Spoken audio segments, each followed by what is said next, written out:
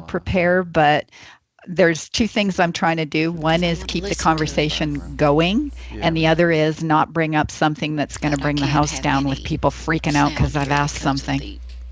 Noise in the other room. It was working just fine because we were testing your volume. Oops.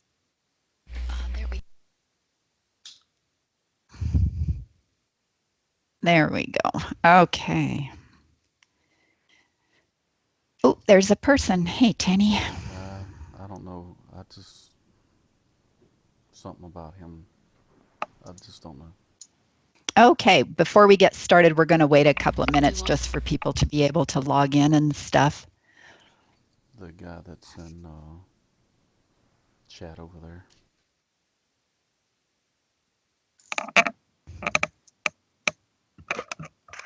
Oh, yeah, him. Anchor said something about it last night. I don't know if you caught it.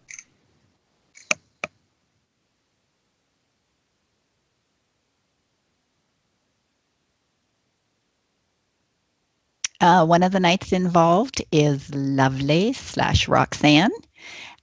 Cyrric is another knight. Maceric is also a knight. And we've got Cyrric, Crash, and Beth are actually going to be doing the streaming. So Beth is also a knight, and Crash is just stepping up to help.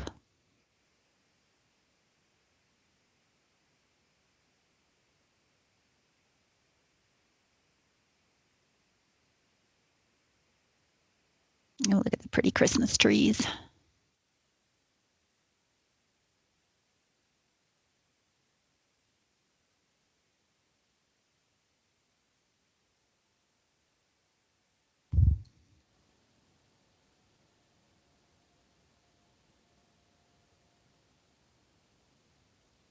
Beeps, there's 115 DAoC videos. Is that correct?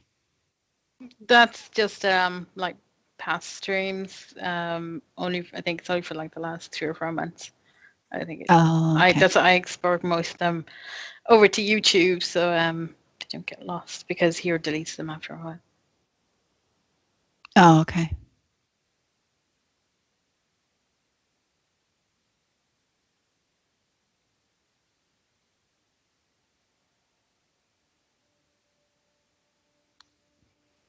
Oh, Lith, where are you? Where do you live that it's 2 in the morning? No, that is French. Oh. Bonjour, comment ça va? That's it. That's all I know.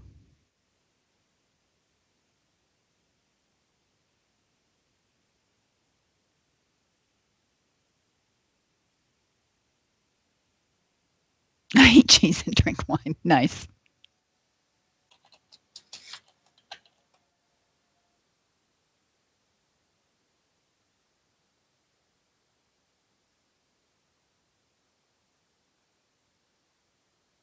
What do you think, Beebs? Shall we start going?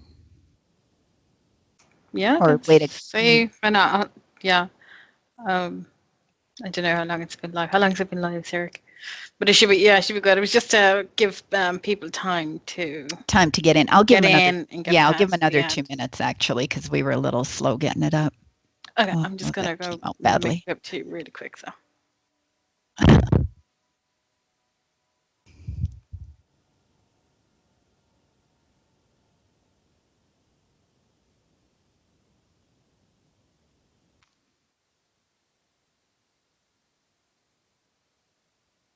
I had a really nice blue cheese today. It was delicious.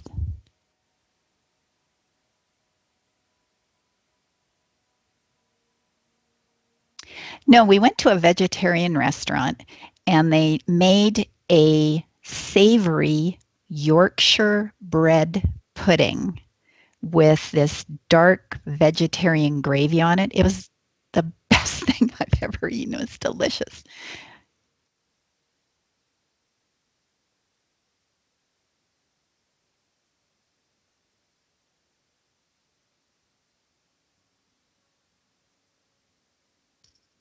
Yep, John's here. We were just waiting a couple of minutes just to get people in here and settled, and then we'll get officially started.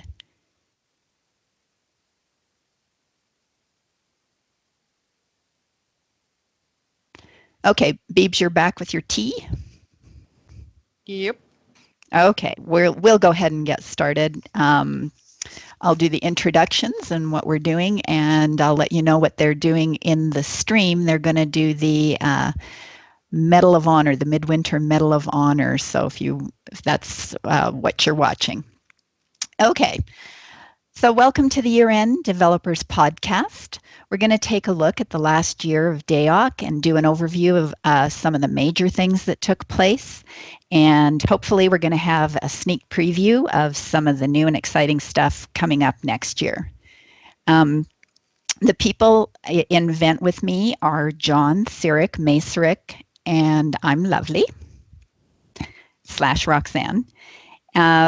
We've got a lot of stuff to cover. Maceric's going to keep an eye on the chat, and we will do our best to get your questions answered.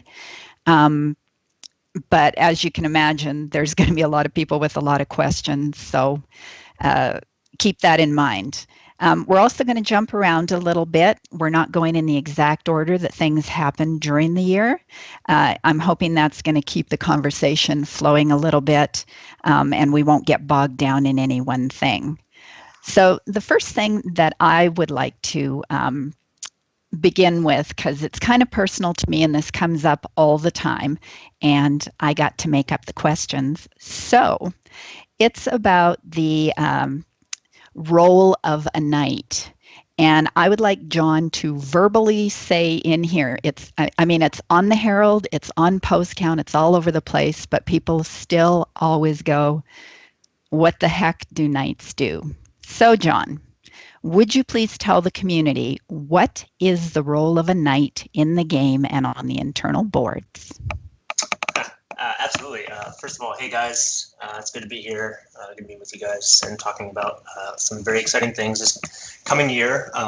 For the question at hand, the role of a knight is to be a trusted source of player feedback regarding in-game changes and on the pulse of the many small communities within the larger community of Dark Age. And what I mean by small communities, I mean all the different play styles people have. Many of the knights represent very different aspects of the game, and so they're essentially a representation of the game's population as a whole. They're also tasked with creating guides and organizing events. Their main function is as a sounding board for the development team to make sure that our direction and our ideas are on the right track, and also as a check or balance to us to make sure that certain playstyles are being advocated for.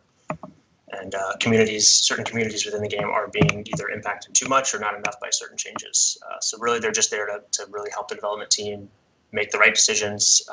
If we make the wrong decision, to correct those decisions quickly, and also to help players in game have a better time in game. Okay, well, thank you. We all knew that, and now everybody else knows that too. Okay, so let's move on to the actual game. Earlier this year, we saw the introduction of 57 new guild emblems. I'm curious about the process of designing the emblems. So was it just up to an artist to decide what he or she thought they would look good, or is there some kind of Dark Age of Camelot lore? How did they come about? A little bit of both. So we sat down with an artist and kind of gave them some ideas and some inspirations, and then they kind of went to town. I mean, the game's based on Arthurian lore for Albion, Norse mythology, Celtic mythology, and so there's a lot of inspiration out there for some really cool emblems. So like you have the Celtic knots, you have a lot of the Norse gods, the hammers, the dragons, and British like knights and that kind of stuff. So there's tons of things that we kind of draw from. A couple of them are even memes from the internet based many years ago. I'm not going to name the ones that are there, but if you're familiar with them, you'll be able to track them down. So I mean, we get kind of from everywhere. Cool. It was really nice to see, and I think our community is kind of expanding a little bit, so it was nice to see some new emblems available for the new guilds that are coming up. So later on in the year, we had a really big patch, patch point 1.121. And included in this patch, we saw some changes to the Frontier Outpost reward system. It's been tweaked in 1.122. Would you please explain how the reward system works? Not the math behind it, we can read about that, but the purpose of putting it in place and what it was intended to accomplish. Sure. Before we do that, can I just make sure I'm talking about the right one, because there's two different Frontier Outpost reward systems. There's the keep contribution bonus system, which involves fighting over a keep and getting rewarded for winning or losing that battle. And then there's also the outpost ownership bonus system, which takes into account how many keeps your realm owns and gives a static passive bonus to your realm. Oh, well, if we have time, let's do both, because that affects a lot of people. All right, well, so 1.121 saw the first iteration of that, which is the contribution system. The goal for that was to incentivize keep fights again, so that players were not just taking keeps without any defenders. There were no defenders around. The idea behind that system was to reward the defenders and the attackers, no matter who won the fight, to get a good chunk of RPs. And one of the things we noticed, and I'm sure some players might remember this, but many of them obviously didn't because of the behavior we saw, was that we used to have, before 1.121, we had passive radius-based bonuses for realm points around every keep. And so that kind of system was already in place, but no one was fighting around keeps because they were too afraid to die, or not afraid. They were not confident that they would be able to kill enough players to make it worthwhile. But it's interesting because once we put a big chunk of RPs at the end of the fight, players seem to really embrace the idea of fighting over the keep again. So it's kind of a little bit of a tweak there, and it's worked really well, I think. And then the second system was 1.122, which we did the outpost ownership bonuses. So this is just how many keeps did your realm own, and then what you get as a realm for that. And before 1.122, the bonuses were really kind of a paltry coin, like small amounts of coins, small amounts of bounty points, small amounts of experience. They weren't really all that worthwhile. And then the second part of it was that as soon as you took a keep in the old system, you got credit for the bonuses. And so what that really incentivized was for one realm to just take a bunch of undefended keeps as quickly as they could and then get a bunch of bonuses. And it wasn't really incentivizing fighting over objectives anymore. The new system incentivizes objective-based fighting because you have to take the keep and then you have to make sure the keep can get to level 5, which takes about an hour in game. And so you have to kind of defend the keep. And so there's a lot more push-pull and action around those keep fights, which we want, as well as there's a much bigger incentive when you do own those keeps and get them to level 5, because you've really drastically increased the amounts of realm points and experience and coin and bounty points that you get for that. And as they keep leveling, now I can't remember this, as they go 5 and up, do the bonuses get higher and higher then? Yeah, well, the keep level does not ramp up the bonuses or affect the bonuses. Okay. You just have to hit that threshold of level 5. But the more keeps you own, the bonuses ramp up pretty substantially. And does that include towers or just keeps? Just keeps. Okay. Well, yeah, I think that's a great way to do that. You can see the bonuses for the outpost ownership system by going on your realm war map and then clicking the bonus button. And it has the list of all the keeps your realm owns and which bonuses your realm has unlocked. Speaking of the bonuses and stuff, is the only way to see which realm is underpopulated by logging in that way, or is there anything we can see while we're in the game? If you're already in game, the only way to see it is if you kill somebody and you get realm points. It'll give you a printout of what the bonus realm points were. Okay. So you'll say they're getting an underpopulated realm point bonus. We know that that's kind of an issue. We want players to be able to see this while they're logged into the game as well. So we'll be putting in at least a / command, but probably a window notification in an upcoming version. Oh, okay, great. Okay, moving on. Another great thing that we saw in 1.121 were the changes to crafting. I think the community is thrilled with the changes and the removal of all that cumbersome aspects that are associated with crafting. I remember being stuck to the ground, making one piece at a time and logging in bots and everything else. Are there going to be any more changes to crafting in 2017? Yeah, actually, there's going to be some pretty substantial changes. We're hoping. We really liked what we did with the changes this past year, where we sped things up and streamlined it. And then I think the biggest one was really the siege crafting. Really got some attention to make it much less convoluted and simple and useful still. But for 2017, we really are starting to look at, and this goes kind of hand in hand with some of the class balance stuff and some of the new instances and all of the PvE that you're seeing kind of coming into the game now. We're really looking at kind of a player power ceiling problem where itemization-wise, players have kind of hit that ceiling. And so there's not a lot of room for us as developers to give them new things to go after. And so we're going to be looking at solving that in probably the first version to come out in 2017. And in tandem with that, we want to kind of go back to the days of where we had crafting be a big part of the end game. And so you're going to see things like some changes to how procs work, how stacking items works, and we're going to kind of try to tie that into crafts as well, crafters as well, so that in the end game, you really need to find a crafter and get them to do some changes to your items and actually be able to affect dropped items as well as just crafted items, so that the end game has dropped items that players still have to go out and earn, but then they can upgrade them a little bit with the crafter's help. Not really ready to divulge the complete details of that plan yet, but you can stay tuned for that in the coming months. But the randomness of procs and their impact on this especially the solo and small man game is pretty huge compared to what it is in like a battle group or a group. And so we really like to get away from the itemization, bringing abilities and powerful uses to the table that are more important than sometimes the class abilities that the classes bring themselves. So a lot of plans for crafters to help impact all of that. Wow, that sounds huge. That's awesome. Okay, I did not know that. That's really neat. Okay, let's move on. This will be exciting. This is about class balance. So we're going to try not to get bogged down in the individual classes and specific changes to those classes, but we did see some modifications in 1.121, and now we're seeing some more tweaks and additional changes in this latest patch.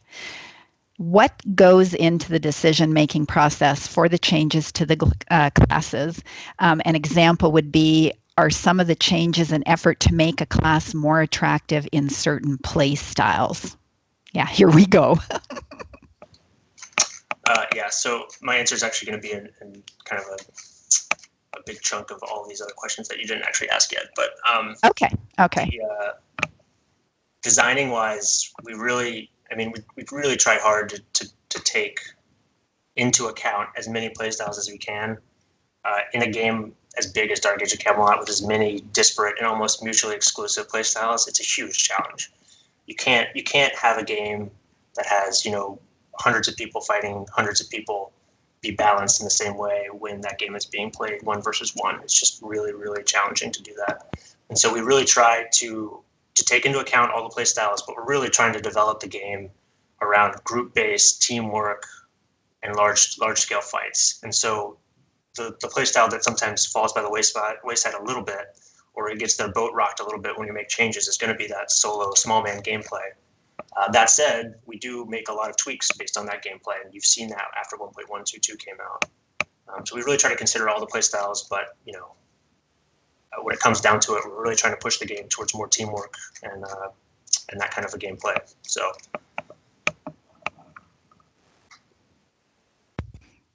Okay, and then my next part to that question is how difficult is it to design not only for 3 realms, but I guess I should reword that. Given the fact that there's 3 realms and 3 distinct play styles, how do you bring that in?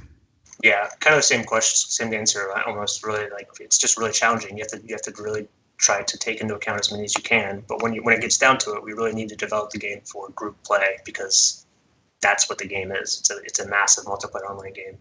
And solo players know this when they log in. They're kind of playing the game on hard mode because they're by themselves. And so you kind of have to expect that as a solo player that certain classes are going to do better than other classes against other certain classes, and you can't really have a game that works all the way across the board for every class because then the group play doesn't really work out that well. So the 3 realms is also difficult. I mean, that's not even mentioning, the 45 classes. There's a whole lot of issues with Dark Age and going into balance. And really our goal is, going back from my experience at Mythic where I did the class balance changes myself through, 2011 and on, we kind of learned a lot about what works and what doesn't work, not just for class balance, so to speak, or the class changes as a whole, but also just for the game's health. And really, some people like to say we had a really balanced game, and I like to take credit for that because I was doing the class balance. But at the same time, it was stale. I mean, players weren't really coming back to the game in droves because the game wasn't as exciting. It was the same thing they played when they left the game, a couple years before that. And so, really, what you've seen this year is us kind of look forward rather than backward and try to drive the game into something that's exciting and fun again for players to come back. And we really saw that vindication for that kind of outlook with the success of the Comeback to Camelot campaign and the success with our 1.122 patch. And with the 3 realm thing, when you're making changes to classes, are you specifically going, okay, we need to make sure that this class is not exactly mirrored on a different realm, and at the same time still have to have counters in place? So if you do one thing for this realm, you have to be able to fight that on another realm. Does that all go into the pot?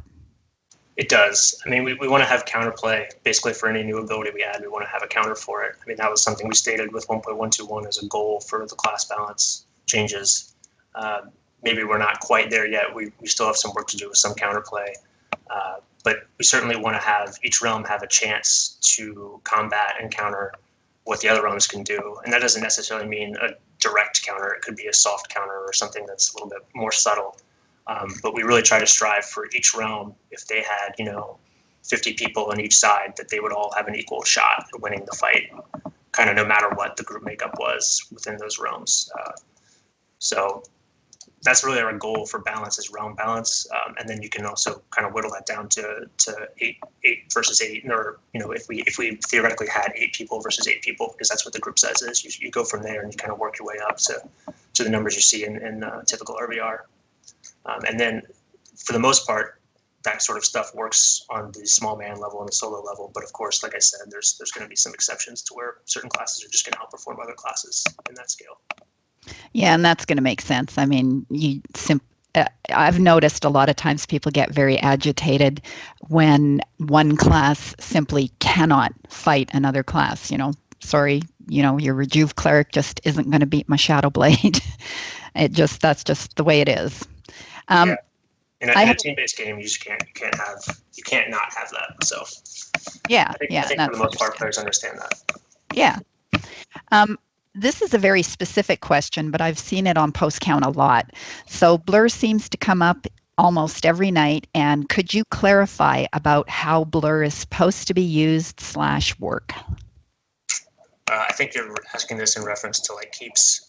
Yes, because there's always this thing, how did this guy get in and now he's in the Lord room? And so how does it work, and how is it meant to work? It's meant to work as it works right now. Okay. Maybe you can tweak that in the future, but right now, if you can blur to somebody, you're supposed to be able to blur to them, no matter where they are. We did put in some restrictions on it so that you can't easily do it. But if somebody's in a window on the first floor of the oil level, and you can target them and blur in, then they're fair game. And this is a question for me because I don't use blur. Can you blur to a guard? No, you can only blur to a player. Okay. Okay. That said, if there are some certain situations where players have been caught cheating by logging in a character on one realm and then having their friends go blur to them, if we find you doing that, that is definitely a cheat. And we maybe have some issues or some ideas to address that in the future. Okay. If I could interject quickly, going back to counters, Ken Woodmixer wanted to know, talking about counters, last patch has made pet classes very strong. To counter this, could the old AoE RA called Sever the Tether be brought back? Yeah, I mean, there's a lot of opportunity, I think, with realm abilities in general, specifically as a counter. I mean, that's a pretty solid idea to maybe look at bringing that back in some shape or form. But even as a broader answer to that question, I think there's a lot of opportunity for the realm abilities to be improved. I think we've had very similar realm abilities for longer now than we had the old Frontier realm ability system. I think there's a lot of opportunity for more and cooler and better abilities to be added. There's also a direct counter kind of already added with 1.122 into the game with the new pet fears that we added to Warlocks, Banshees, and the Necromancer.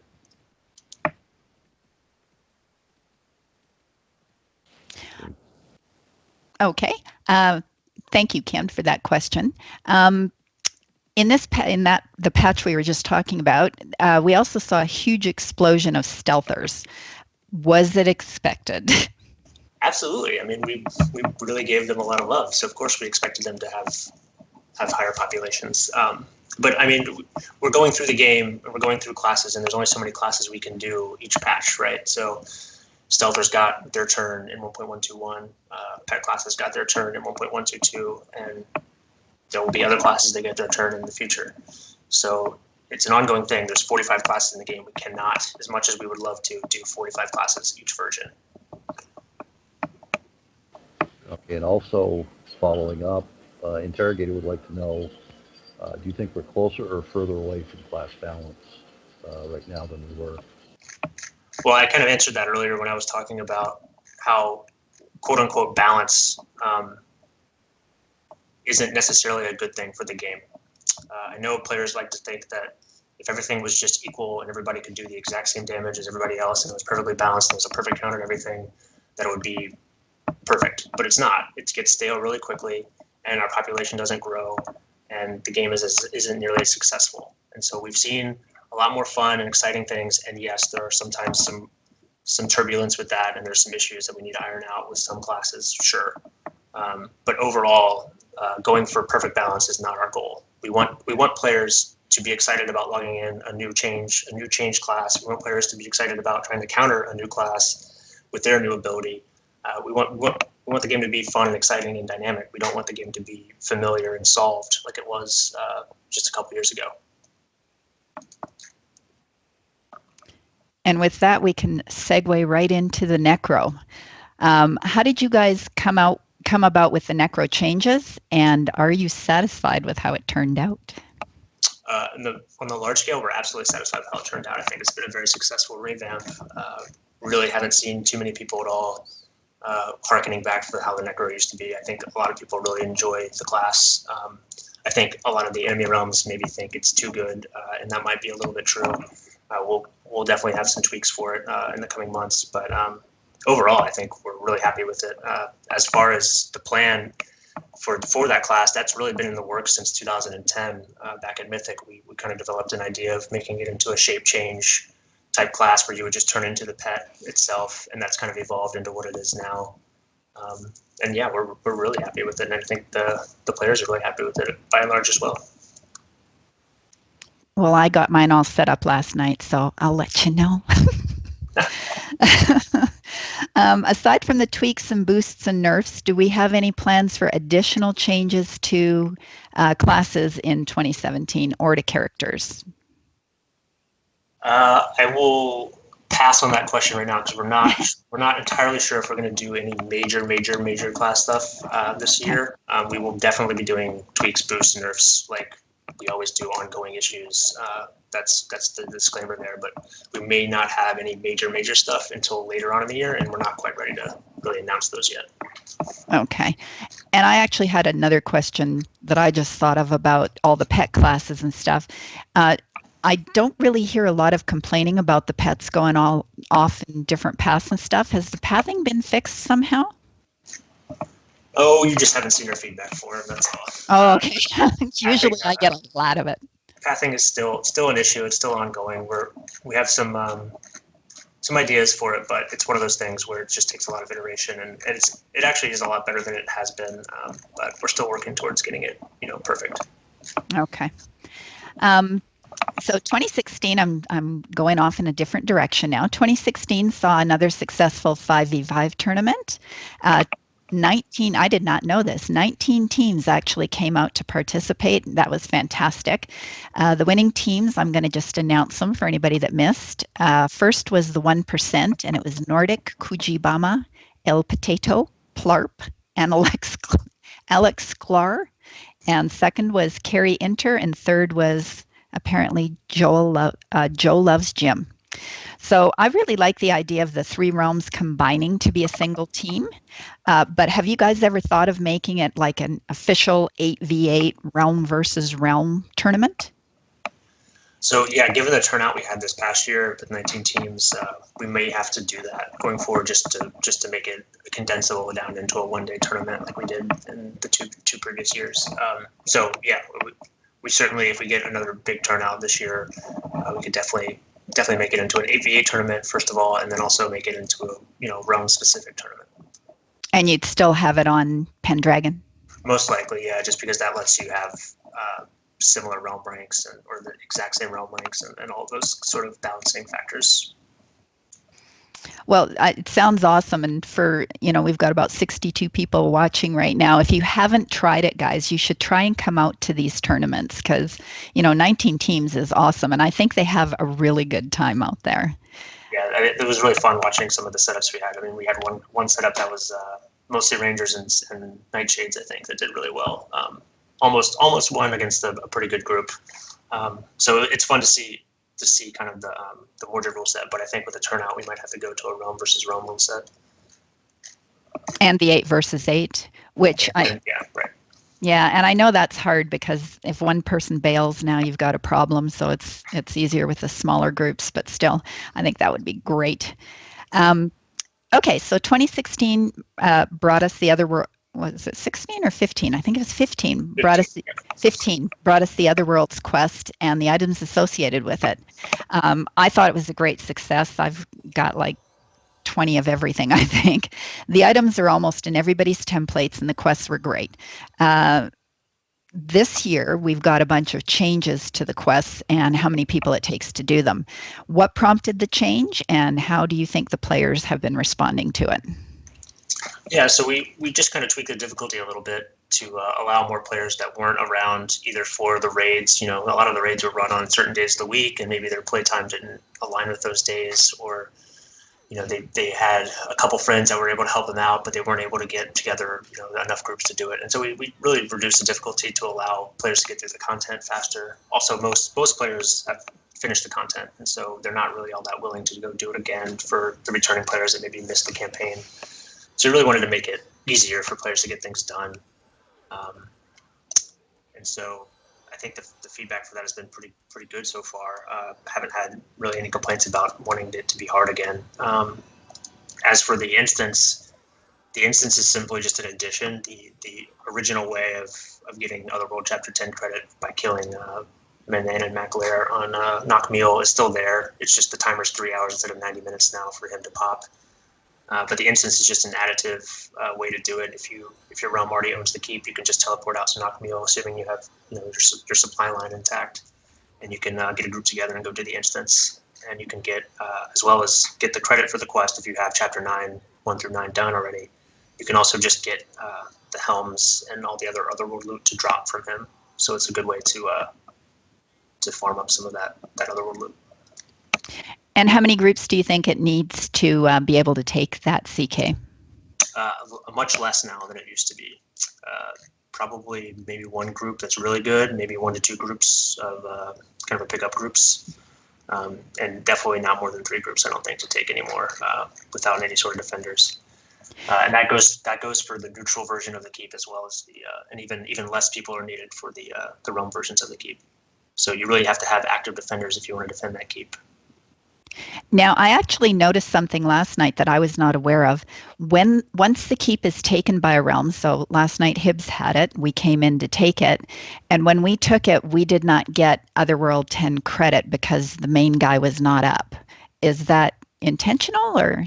You mean when the other realm had it? That's intentional. Correct. Right. Okay. Right. So the main guy doesn't spawn until it goes neutral. Okay, so it has to go neutral, then he spawns, then you come in. So Otherwise, you just need to do the instance because he's up in the instance. Okay, so potentially if okay, and once the realm takes it, then the 3-hour timer starts. Correct. So potentially if realms keep switching it back and forth and never give it a chance to reset, you cannot do it as a BG in the inside. You would have to have your realm take it and go into the instance. Yes, theoretically that is possible. Haven't really seen that happen too often, but No. it's possible. Okay, and we have done that instanced, and it's really good. It doesn't take forever, and it's actually great.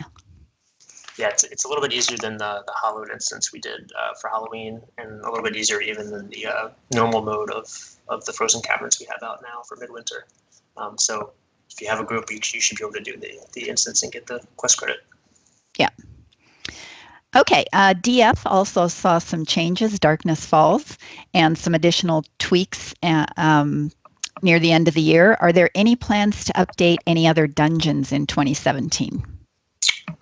Yeah, so we did the DF updates in 2015, I think, and then we made the difficulties. We all did the same thing with Otherworld, where we reduced the difficulty of that dungeon as well to get people able to do the content that maybe missed out on it.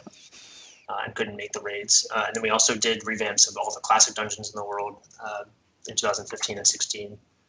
Those are a big hit. I think going forward, instead of maybe revamping what's still left dungeon-wise in TOA, Catacombs, and Shrouded House, we're going to look at making instances out of a lot of those dungeons while still leaving that open dungeon as an option, but kind of looking at making some really scripted encounters in those dungeons and maybe raids in those dungeons and that kind of stuff to really drive group play and engaging PvE content as well as the RVR content we already have. Okay, so now last week we did a nostalgia tour of all the dungeons, and they already have instances in place. Would you be doing different ones or revamping those or just changing up the loot tables or? We'd be doing pretty significant revamps of those, maybe even looking at some of the Catacomb zones are really cool. Maybe doing a PvE campaign based on the Catacomb zones where we kind of reimagine Catacombs as a 50+ area since we already have the New User Journey in place in the classic world. There's not really a lot of need for the Catacombs leveling quests any longer. So we're looking at kind of maybe tweaking the zones of Catacombs themselves and adding some instances into the zones themselves of the zones that are really just engaging and give players that are solo or in a group more opportunities to get some in-game loot that exists already. And then to tie into with that, we have a lot of plans with instances in general. Right now, our instances are kind of using infrastructure that was put in place back when they were introduced in Catacombs expansion, and we want to make them a little bit more modern so that we can have instances with just one person in it, or just 2 people in it, or 4 people, or maybe more than one group. And they would scale. They would scale with the difficulty and all that, so we can make content based around how many people you bring to the table and adjust the drop rates and all that sort of stuff with it to kind of give players a chance to do something. When they log in and maybe their friends aren't online, they can go to a solo instance and get some in-game quality stuff eventually. I'd love it to go above a group, to be honest with you, because it's, when you have like a lot of people that want to do something together and stuff, it would be awesome and increase the difficulty. That would be all right. I think that'd be great. Yeah, I mean, over one group is definitely on the table as well. Oh, nice. Okay. 2016 was a big year for Dark Age. It was our 15th anniversary. Yay. Our official launch date was October 10th. We had a bunch of stuff during the whole month. The Come Back to Camelot campaign was awesome. I mean, we were literally inviting people every single day. So let's start with the King's Tournament. I'm just going to announce the winners for each realm.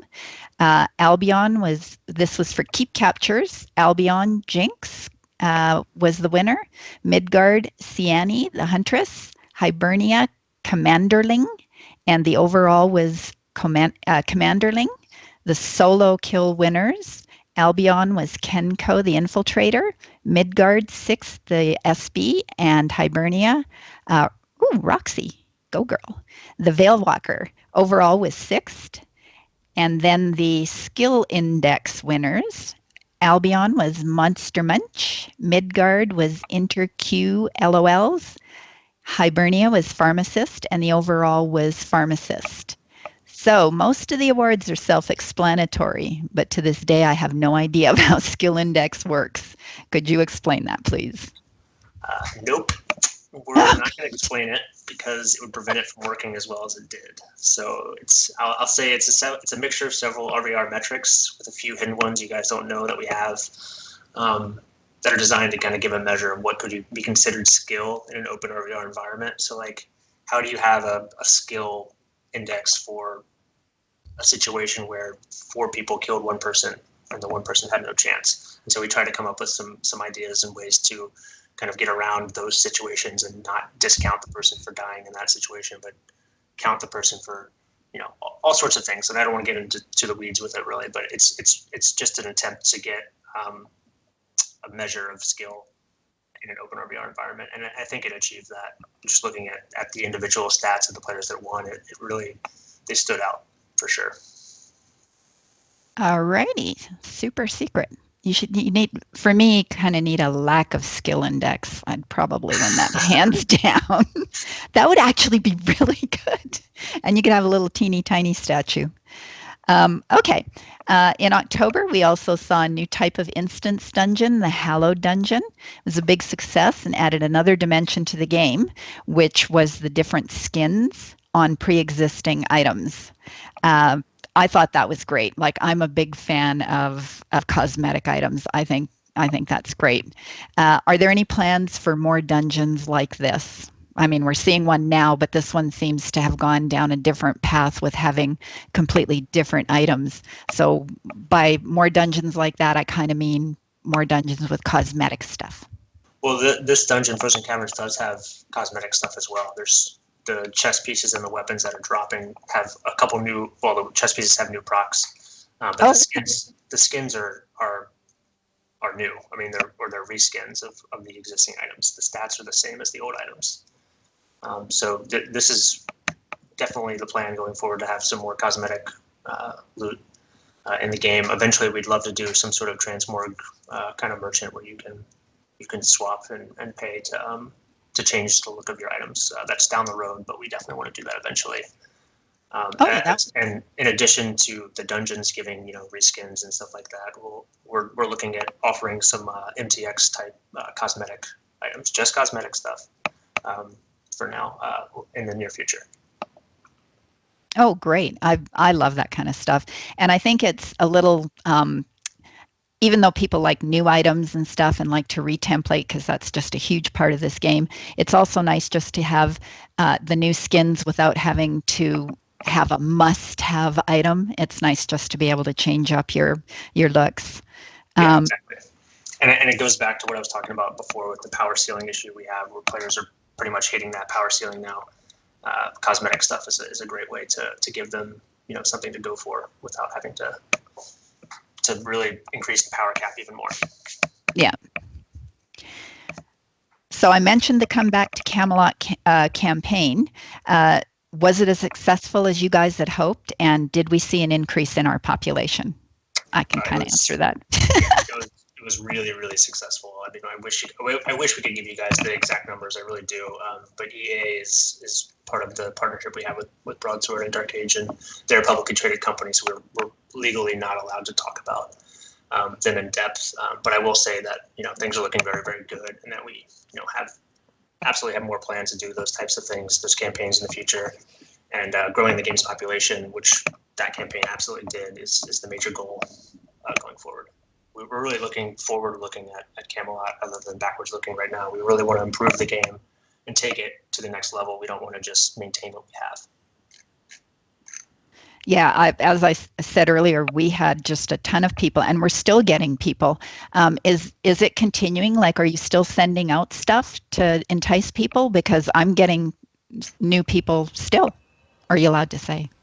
Well, we don't have the free time anymore for the Come Back to Camelot campaign, so there's not really a lot of marketing effort going into getting people to come back for free time. But we still have the videos we're sending out. We still have every once in a while we'll send out some emails to people that haven't played in a while, and yeah, I mean, we're seeing a great response to people wanting to come back and check the game out. And along those lines, like there's the the free trial in the limited, like I guess it was for a whole month for the October thing. Is there? Do you guys plan to have anything where somebody could just try like a level 50, or do you want them to experience leveling the toon and that sort of thing? I mean, ideally, we'd like them to level up the toon and experience the game as a whole. Maybe down the road, we can look at some sort of trial-ish type things that let you, maybe get an instant 50. But that's really kind of a nebulous plan at this point.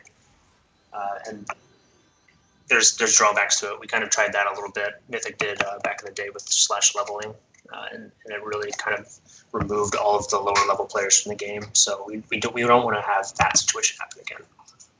Well, and I guess the other side, now that I think of it, you don't really want a whole bunch of level 50s that have never ever played the game out in RVR either. So yeah, I mean, the only way that works is if they're, there's no upfront cost for them to do that, and they're almost like fodder for the paying players. But that's something we're definitely not looking at right now.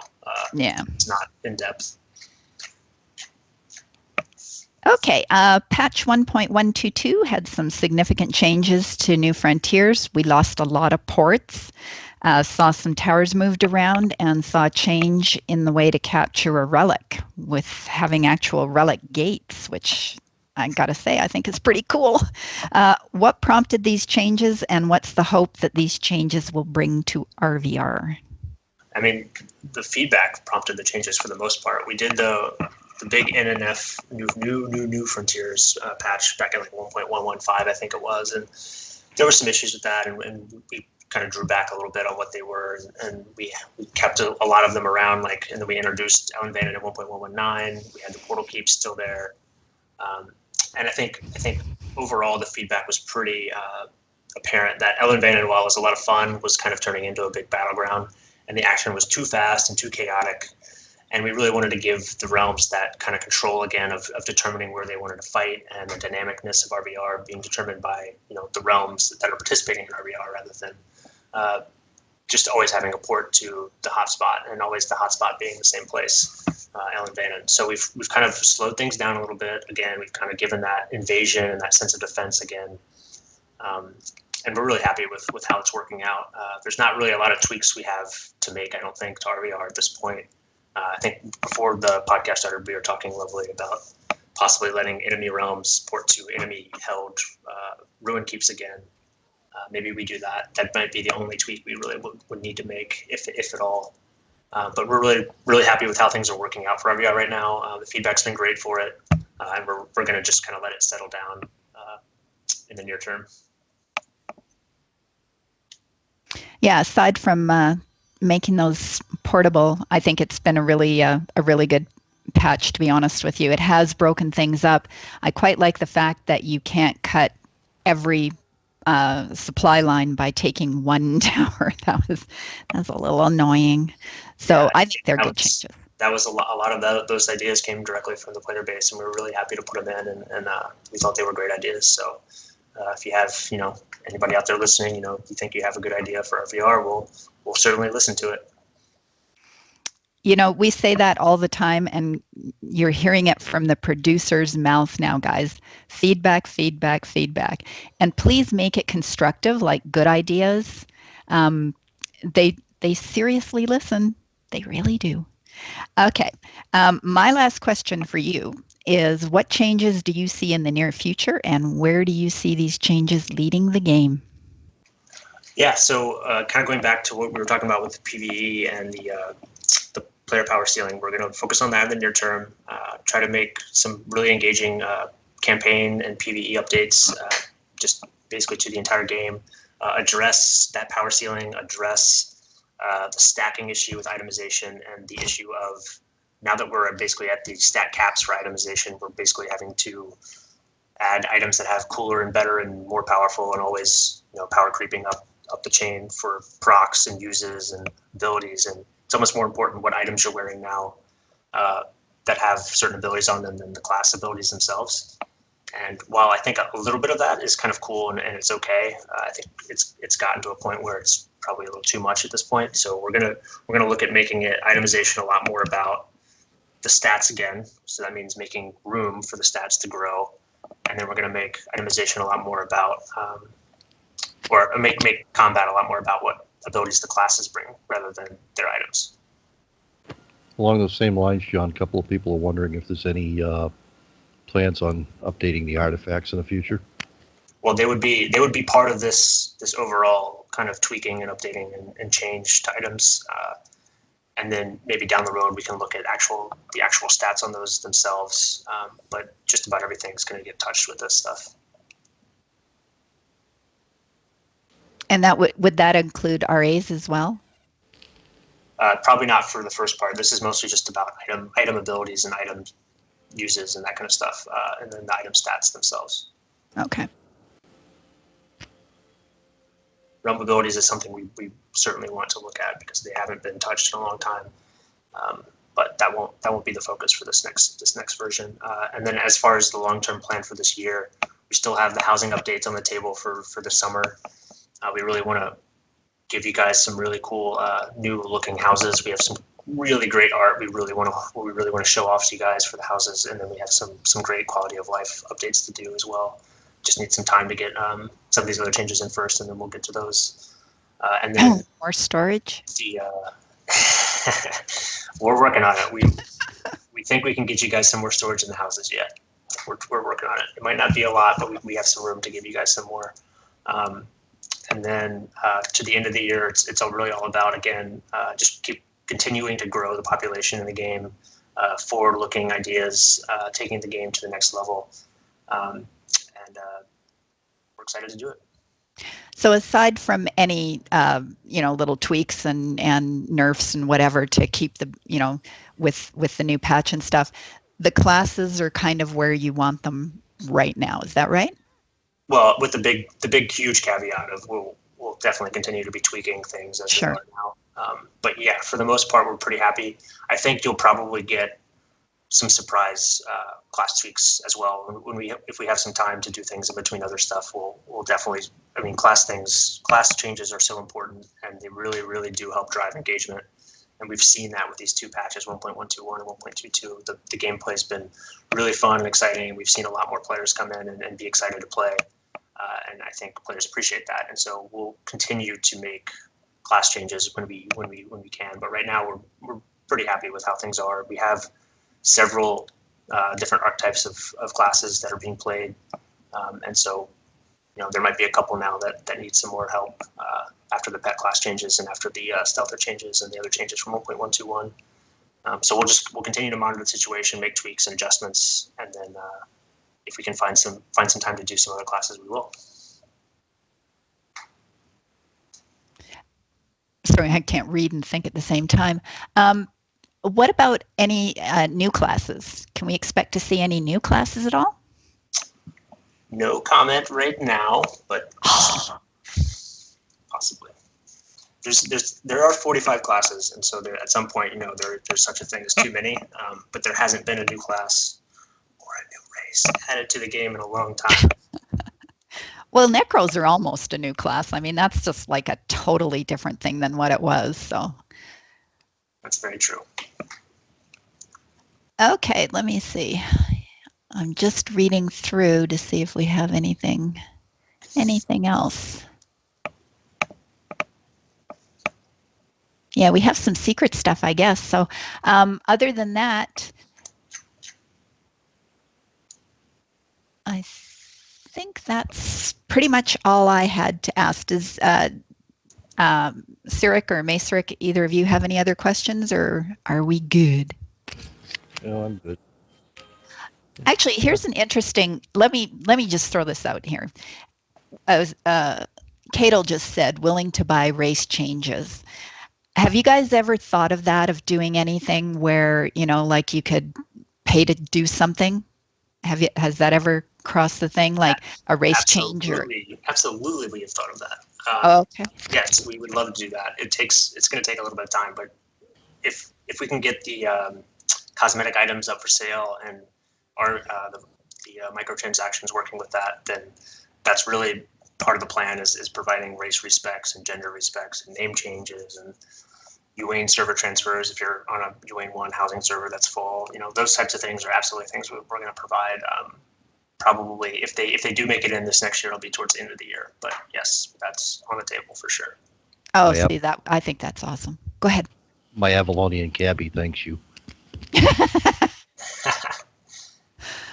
I think we had at the very beginning of the game, we had an Avalonian armsman, and he would run around in a robe until it was time to fight. And the second he got into a fight, he'd throw on his real armor and just beat people to a pulp. Okay, guys.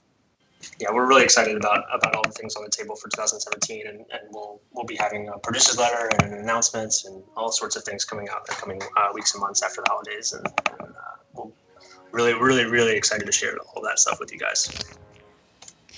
And I'm going to repeat this, and I think, John, you're going to back me up. The best thing to do for feedback is to send in a feedback form on the Herald, not cry in region, not put it on post count. Send in real feedback, guys. Yeah, they absolutely. really listen. And the more time you can take to write out, the whole context, the better. I mean, we will read novels from you guys. We really do like to listen to what you guys have to say. Just make it constructive, and we'll listen. Wait a minute, I'm going up here reading this. Beebs, why are you taking credit? Because you asked the question about race changes and they thanked me for it, so I said, yes, no problem, I'll take the credit on that one. Oh gosh. Now it's Cara for president. Yeah, I'm totally behind this movement. I think, okay, now somebody said, can't we just buy the Medals of Honor? I think the merchants are up. Are they a different Medal of Honor on there, or is that Medal of Honor on it? They're up. They're up, guys. Go look. Go look at your infernal, the merchant guys. Traveling merchants. The traveling merchants. There you go. Go to your realm. Go look them up and see what you can buy. And when are they going back down again? The end of the midwinter event is January 17th, so plenty of time.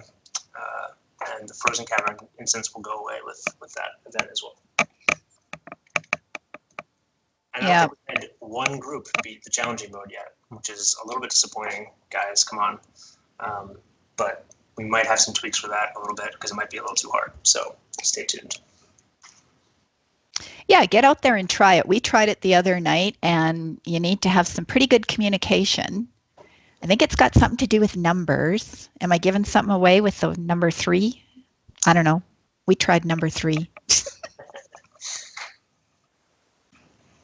Yeah, we've really loved watching people do that, and it's been really popular. We've seen tons of players in there, but again, no one's beaten the challenging mode yet, so we might have to make it a little bit less challenging, and we'll see how it goes.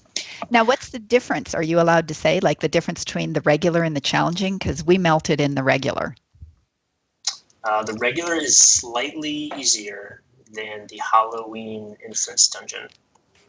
Wow. The challenging mode is much harder than the Halloween instance dungeon. But it's also in a cooler room, and you get more loot. So there's your incentive, folks. Can you define more loot? Like, is it more drops or better drops? More drops, and the weapons drop as well. Oh, okay. The reskinned weapons.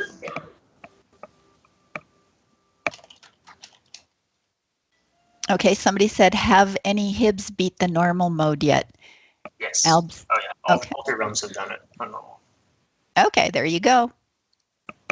And if you don't have a group, guys, just go stand where in your particular realm, where the instance, where you go into it, and just hang out there. And you can find a group lots of times. There'll be people looking for a spare person or something. So if you don't have a group, just hang out and send out your resume. People probably get you grouped up.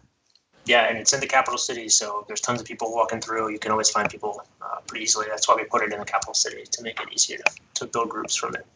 So yeah, just get out there, get looking for group, and there's enough players I think that have done it by now that they can help you out if you haven't done it yet. So get out there and get in a team and have fun. So I'm just checking through to see if there's anything else. And I think that's about it.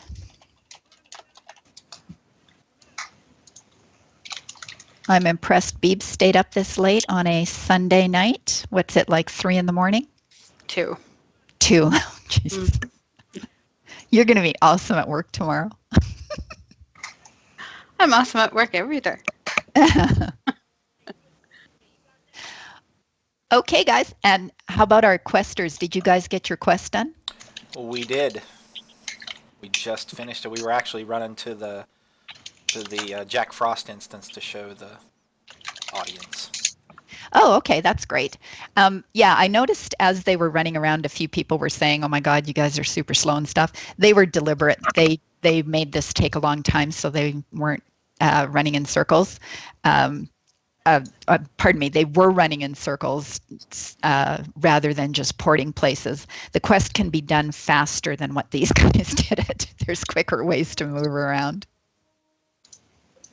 So we're just going to go in and take a peek inside of Camelot in Albion, and you can see where the entrance to the winter dungeon is, the Jack Frost dungeon.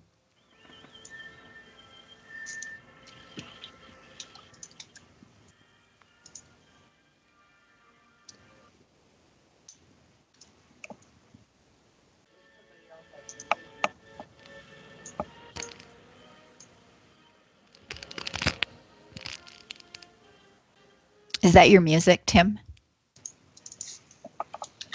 It is not. Yeah, there's all kinds of porting options, guys. You don't have to run the way they were running. That's So probably here's the... background. I'm sorry, I cut you off. I said that's probably my music in the background. So it's in the capital city. Just hang around there, and this is what the inside looks like. And if you don't annoy Jack, you can go in and look at it. It's actually really pretty.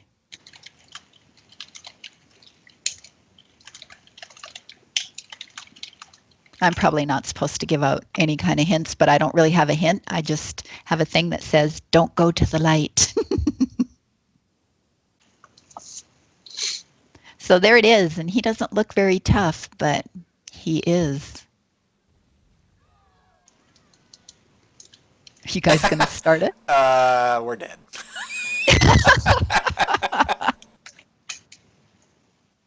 Come on, you can do it. Somebody hit it.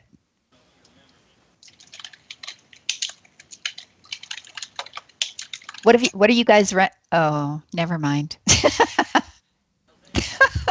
It was quick.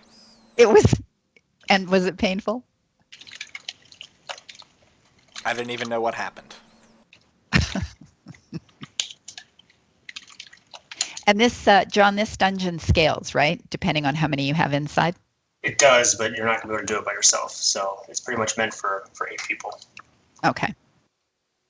Now, did I hear correct that 4 did it? Is that true, or is that just a rumor? Not that I've heard. Okay. I've seen. Okay, guys. Well, that's the dungeon. And if you're going to do it, make sure you bind in your capital cities, or you can do release city, because when you're bound not in the city, it's kind of a pain to get back.